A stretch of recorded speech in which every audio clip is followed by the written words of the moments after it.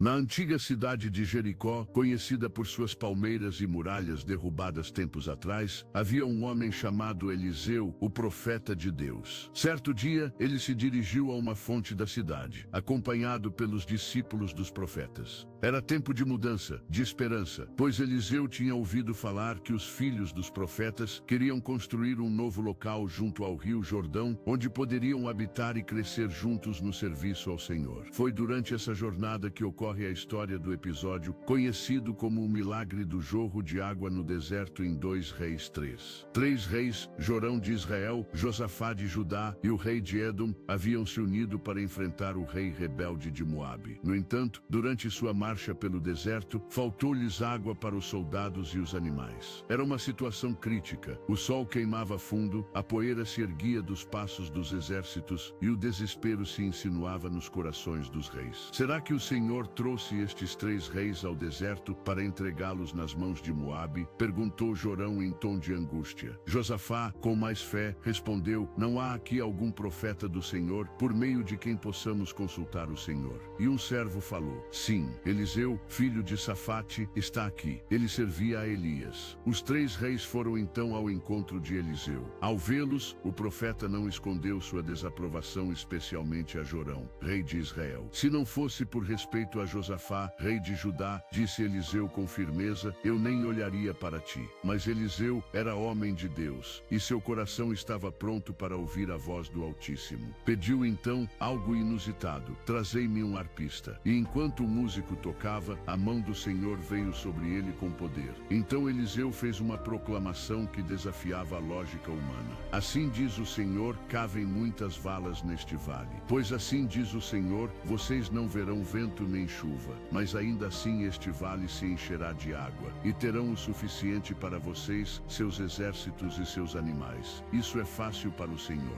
Os soldados, com suas lanças e espadas, tornaram-se improvisados cavadores. Muitos duvidavam, mas o som das pás e enxadas ressoava entre os montes secos, como um louvor oculto. A fé se expressava em suor e persistência. A terra, dura e rachada, parecia zombar deles, mas a promessa de Deus sustentava suas mãos calejadas. Era como se cada vala cavada fosse um grito silencioso de confiança. Na manhã seguinte, na hora da oferta, algo estranho aconteceu. A água veio correndo da direção de Edom, enchendo todas as valas. Não havia sinal de vento, nem sombra de nuvens, mas ali estavam as valas, transbordando de água cristalina. Era um milagre discreto, sutil, mas inegável. Os homens beberam, os animais foram saciados, o ânimo retornou como uma chuva invisível no coração de cada um. Mais ainda, quando o sol da manhã reluzia sobre a água, os moabitas conseguiram ver reflexos avermelhados, como se fosse sangue. Os reis se destruíram entre si, gritaram. Pensando que haviam vencido sem lutar, avançaram em desordem e encontraram um exército israelita revigorado e em formação. A vitória foi clara, mas a maior lição não estava apenas na guerra vencida, estava na confiança depositada antes que houvesse resposta visível. Essa história nos lembra de algo vital para os nossos dias. Muitas vezes, somos levados a desertos, situações secas, sem sentido, sem recursos. Parece que tudo está adverso e que nenhuma solução está à vista. Mas mesmo quando nada pode ser visto ou sentido, Deus ainda opera. Ele manda cavar valas onde parece não haver sentido,